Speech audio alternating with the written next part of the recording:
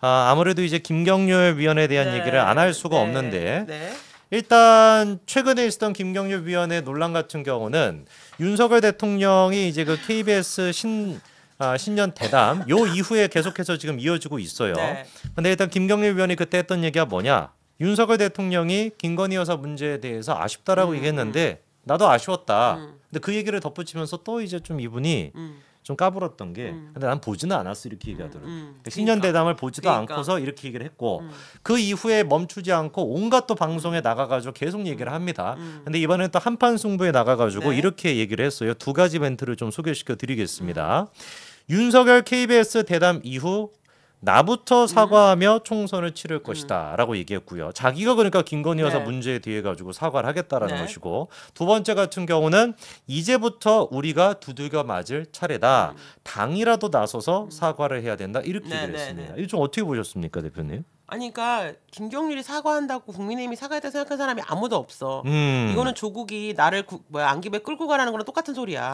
본인은 그런 급이 아니라고. 자기가 100번 사과를 해도 애당초 김경률이 국민의힘을 대표할 수 없다. 김경률이 아무리 사과한다고 어머 국민의힘이 사과한다고 생각할 사람 한 명도 없으니까 그런 이상한 소리 하지 마시고 본인을 너무 평가하시는 거고 그다음에 망상이네요. 지금 MBC, 네. CBS 이런 좌파 네네. 언론들이 불러주는 3대 보수 패널이 있잖아요. 어. 이현주, 이준석, 장성철. 근데 이현주, 이준석이 빠졌어. 그 자리를 들어가고 싶은 게 아닐까. 총선 이후에 자기 어. 지금 포지션을 갖다가 제2의 장성철. 아니 총선 기간 내내 어. 이준석, 이현주를 보수 패널을 부를 수가 없어요. 이제. 그렇죠. 그러면은 그 출마도 안 해. 출마도 안 하고 비대위원만 한다면서 계속 이 소리를 해. 이건 너무 명확하고 얘 목표는 MBC 패널이구나 이런 생각이 드는 거지. 맞네. MBC랑 CBS에 내가 패널이 되겠다. 어. 야, 맞는 것 같은데요. 지금 멘트가 이번에 이제 한판 승부에 나가서 했던 얘기가 네. 뭐냐면 너무 수직 관계로 보는 건지는 모르겠지만 아버지가 사과하면 좋은데 그걸 못했다. 이제 아들이 두들겨 맞으면서 총선 때까지 남은 날짜를 가야 하지 않을까 이렇게 얘기합니다. 누가 아들인 거예요? 지가 아들이라는 건가요? 그러니까요. 윤석열 대통령의 아버지고 지가 아들이라는 얘기인가?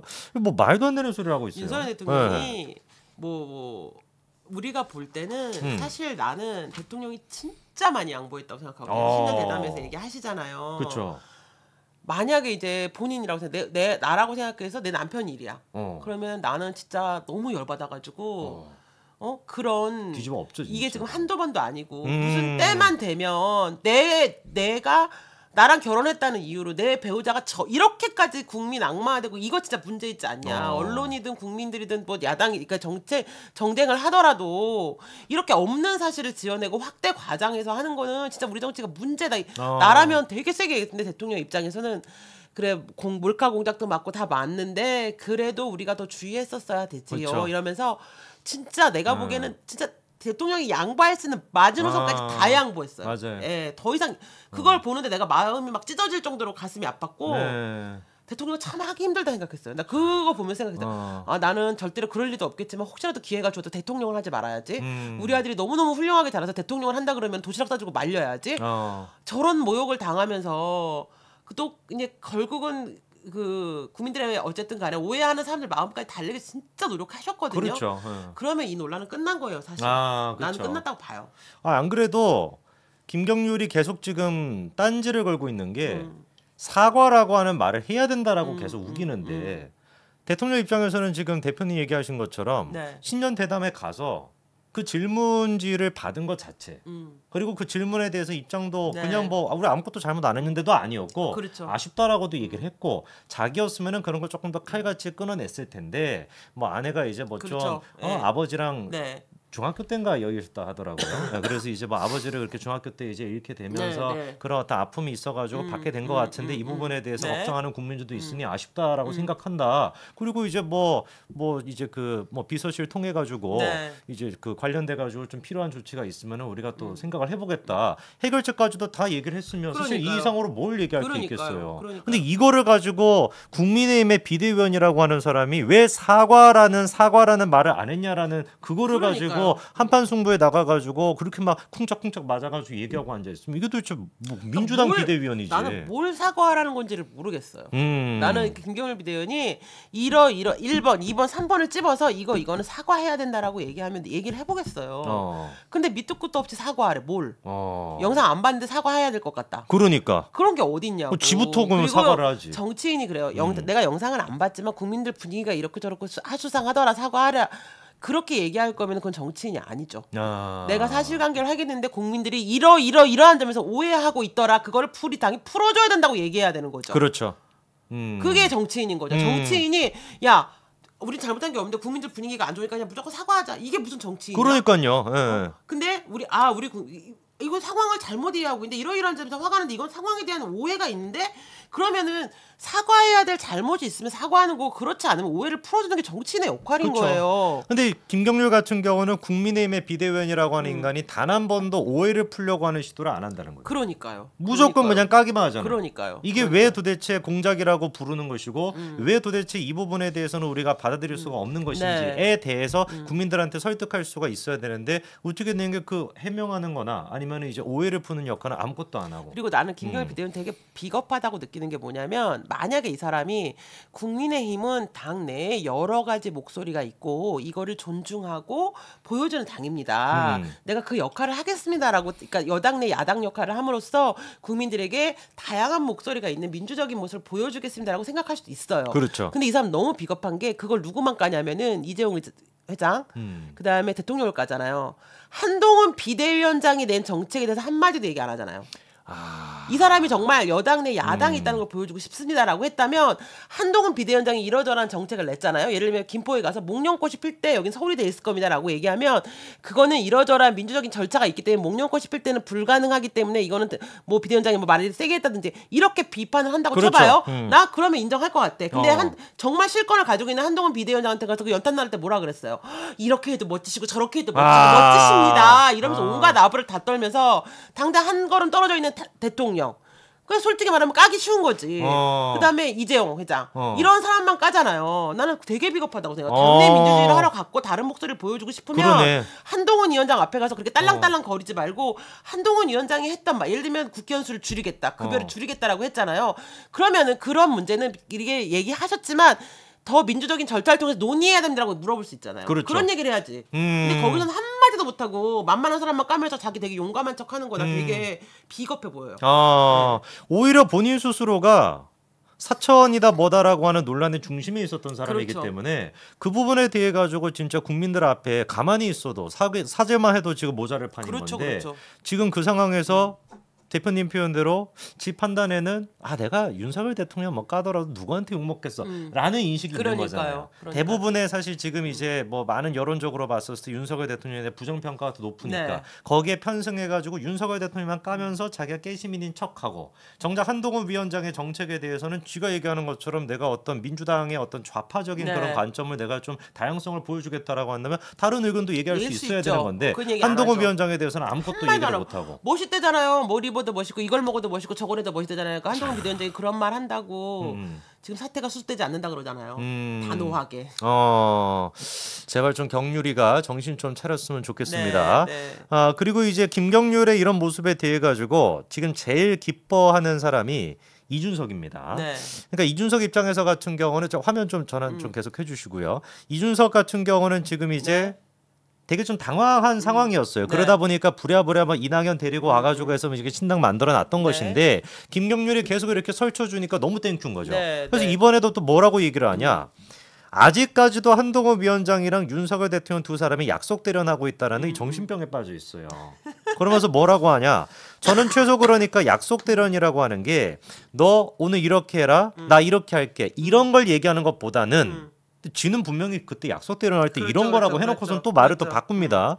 어디까지는 건드리지 말자 이런 것을 포함하는 것이다. 이렇게 또 말을 또 바꿔요. 이재명 같이. 그러니까 입만 열면 구라를 치는 거예요. 인간도. 어디까지는 건드리지 말자 이런 것을 포함하는 거다. 때려도 머리는 때리지 마. 이런 게 자기가 얘기하는 약속 대련이었다는 거예요. 그러니까 마치 그러니까 한동훈 위원장이 그래 뭐 지금까지는 윤석열 대통령한테 갈등을 가는 것처럼 보였지만 김건희 여사와 관련된 문제는 건드리지 않겠다라는 식으로 두 사람이 처음부터 짜고 치고 치고 있는 거다. 이렇게 지금 김경률이 할 법한 얘기를 하고 있는 거죠. 나는 이준석이 되게 황당한 게 원래 정치는 그런 거예요. 서로 같은 편이잖아요. 그러면 서로가 싸울 수 있어요. 또 건드리지 말아야 할 마지막 선이 있는 거예요. 그렇죠. 그걸 건드리면 그 신의는 깨지는 거예요. 그렇죠. 같이 얘는 동지가 그게 아닌 거지. 없으니까 모든 데 가서 계속 싸움만 나는 거예요. 그렇지. 그냥 서로가 여기까지 합의하고 왔고 우리가 같이 가기 위해서 지켜야 할 마지막 신뢰라는 게 있잖아요. 부부 싸움도 있잖아요. 100번을 해도 한 번 안 헤어지는 사람이 있고요. 딱 한 번 싸우고 헤어지는 사람도 있어요. 부부 싸움 할 때 예를 들면 제가 아는 분이 네. 동생이 자살을 했어요. 근데 와이프가 어디가 시어머니랑 쓰면 안 돼. 네. 동생이 이제 극단 극단적 선택. 선택을 했는데 네. 와이프가 시어머니한테 어머님이 이러니까 자식이 먼저 갔죠. 이렇게 얘기를 한 거예요. 이혼했어요. 그러니까 그건 우리가 생각하기 너무 말이 안 되잖아요. 그러니까 어떤 선이 있는 거라고요. 맨날 죽일 놈 살릴 놈 싸워도 그런 선에서의 싸우는 거는 서로 용납이 됐지만 건드리지 말아야 할 서로가 마지막 선이 있는 거잖아요. 그게 정치적 도의죠. 예, 그거 당연한 거예요. 그러면 여기까지만 하고 그 이상은 때리지 말라고 약속하는 게 아니고 사람들은 다 그렇게 살아. 너 빼고. 상식이지. 너는 건드리지 말아야 될 선이 없이 그냥 아무에게나 그냥 막 이기기 위해서 그냥 사람의 치부 마지막까지 다 까가지고 서로 간의 관계를 깨는 게 네 취미겠지만 정상적인 사람들은 함께 일을 도모하고자 할 때 절대로 어떤 선 이상으로는 건드리지 않아. 맞아요. 네. 그래야 단결이 유지되고 정치라는 걸 할 수 있는 건데 얘는 모르니까 이런 소리를 한다니까요. 사회생활 못해요. 그러면 친구랑 만약에 우리가 뭐 이렇게 뭐 태권도를 해가지고 뭐 연습을 해 죽여도 돼? 이래서 얘는 그거잖아. 죽여도 된다는 거잖아. 내가 힘이 세면 죽여도 된다는 거잖아. 근데 그게 약속이야. 서로 간에 그렇죠. 이렇게 연습을 했고 힘을 기를 때는 죽이면 안 되는 거지. 그렇죠. 치명적 부상을 입히면 안 되는 거지. 목검을 써야지. 그렇지. 근데 얘는 그렇게 해도 된다는 거잖아 지금. 준석이는 머릿속에 요즘 먹는 거밖에 없어가지고 이번에도 커피도 얘는. 지 혼자 처먹더라고. 그러니까. 그것도 근데 내가 아까 시사회를 잘 말 못했는데 있잖아 그런 사람 한 명 있어. 아 그래요? 내가 아는 사람 중에 민경호 대표님이 그래. 민경호 대표님은 누구나 얘기하고 있을 때 커피를 주잖아. 그럼 이렇게 돌리라고 주는 건데 자기 앞에 딱 놓고 마신다. 근데 사람들이 막 돌리는 거 그때 보면 아이고 죄송해요. 그러니까 뭐냐면 눈치가 없어서 그래.